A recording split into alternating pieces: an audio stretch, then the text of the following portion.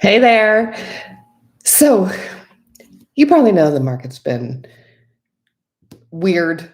I mean, last year we had dismal sales. This year, a little bit better, not much better. So, my question is who the heck is buying houses? So, what I want you to do right now is guess the average age of the current home buyer.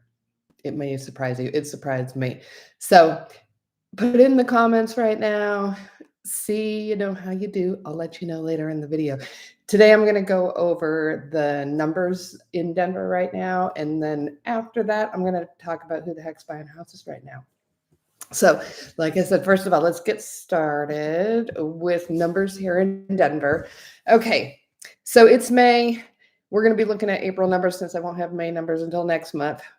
Let's go. So, the median sales price in the Denver area in the month of April came in at $608,000.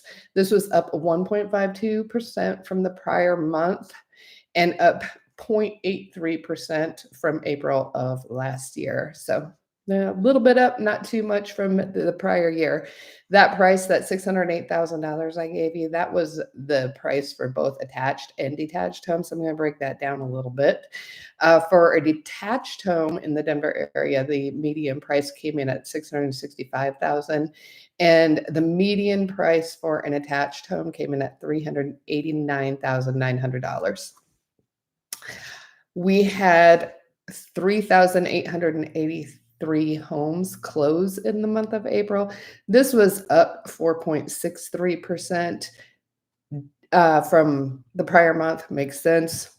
Getting into the spring selling season, down 2.9% from April of last year. So sales are a little bit more sluggish than they were in 2024. We had 7,062 new listings in the month of April. That's a bunch, up 10.78% from the prior month. Again, makes sense going into the spring selling season, up 18.13% from April of 2024. So with, closing homes around, like I said, 3,883 homes sold, closed in the month of April. New listings of over 7,000. Our inventory went up, which is good news if you're a home buyer.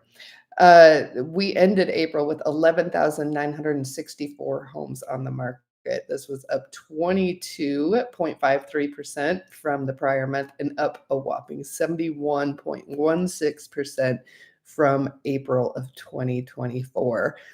So quite a bit more homes on the market front than last year.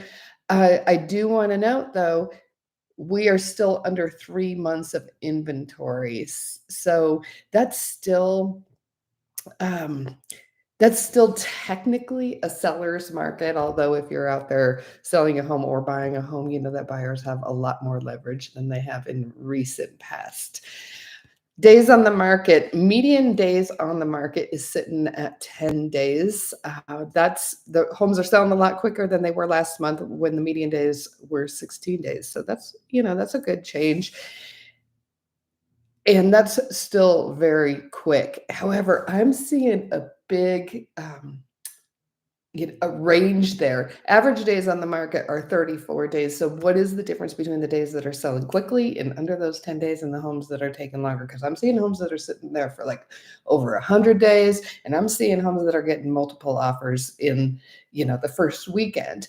And I got to say the difference is price. Sellers, the most important thing, and I say this over and over again, but the most important thing to do, decision to make when you're selling your house is where to price it. So if you don't want to be sitting on the market for a long time, find your sweet spot. I'm not saying you have to go low, but find that right spot so you're not taking price drops. And I know a lot of people think, well, I want to get the most that I can. I'm going to price it way up here. That can actually, in the long run, get you less money if you overprice, just simply because your home is sitting there. You start losing your negotiating power. People think that they can come in much lower, whereas if you price right out of the gate, you're going to have a lot more interest right away. And when houses haven't been sitting there as long, buyers don't feel like they have the same negotiating power to come in low or to ask for too much. So find that right spot if you are selling. Okay, so who the heck's buying houses? I asked you to, at the beginning of the video, to guess what the average age of a home buyer is right now. So drum roll, 63 years old. That is absolutely crazy. I would have never, ever guessed that. I mean, and that's the average. So there's a lot of people older than that buying houses.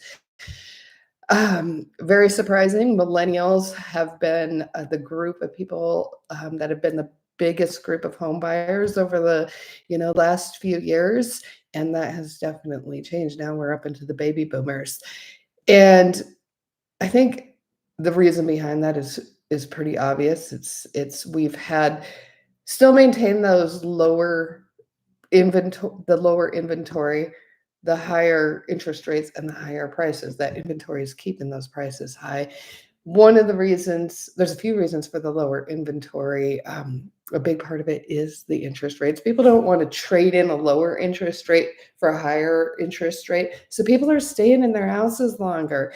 The average right now is that people are staying in their homes is about 9 years. Now, historically, it averages out to about 6 years. So we're seeing an increase in how long people are staying in their homes, which, I mean, makes sense. Like I said, don't want to trade in that interest rate. So people are, staying put where they are.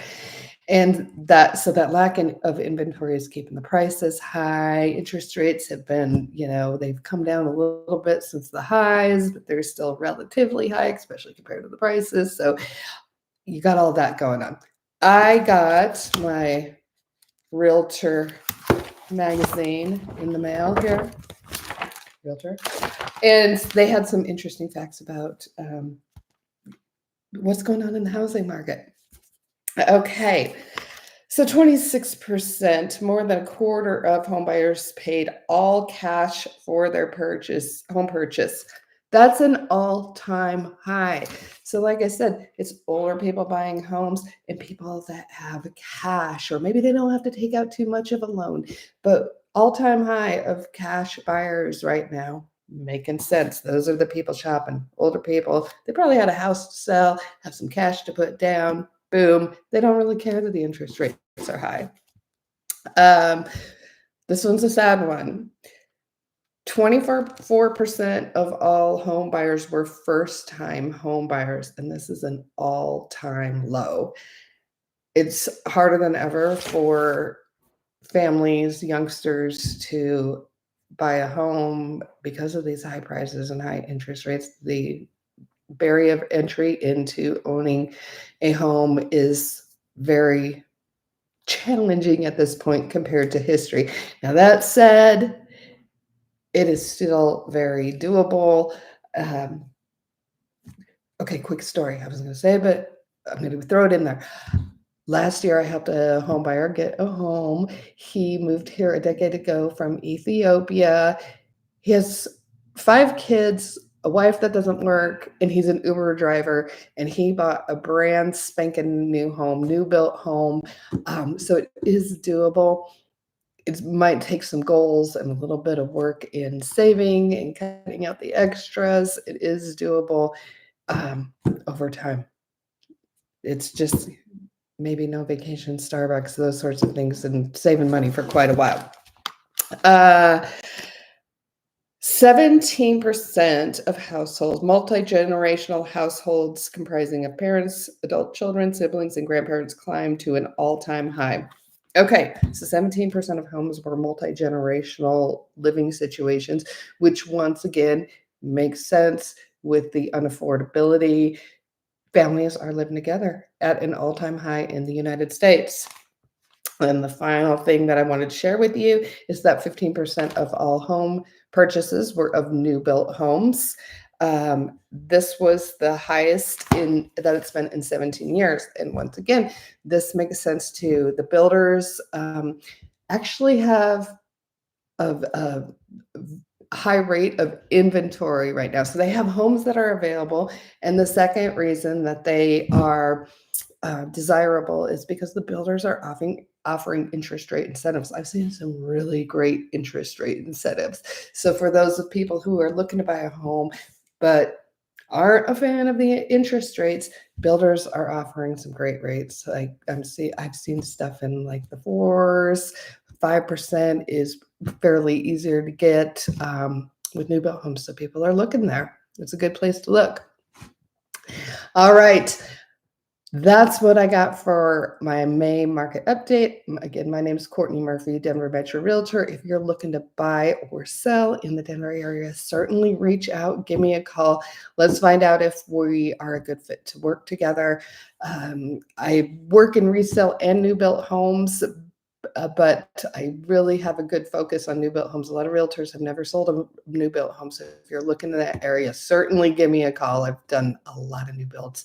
Can help you negotiate and find that right home. Selling. One of the things I want to let you know that makes me different than a lot of realtors is my use of video when selling a home. Homes that are marketed with video, according to the National Association of Realtors, get 4 times more inquiries than homes that don't. I focus on video marketing, and I have the #1 home tour YouTube channel in the Denver area. So I also have the platform to get your home out there. So give me a call. Happy Memorial Day. So glad to be heading into summer. I hope you have a great month.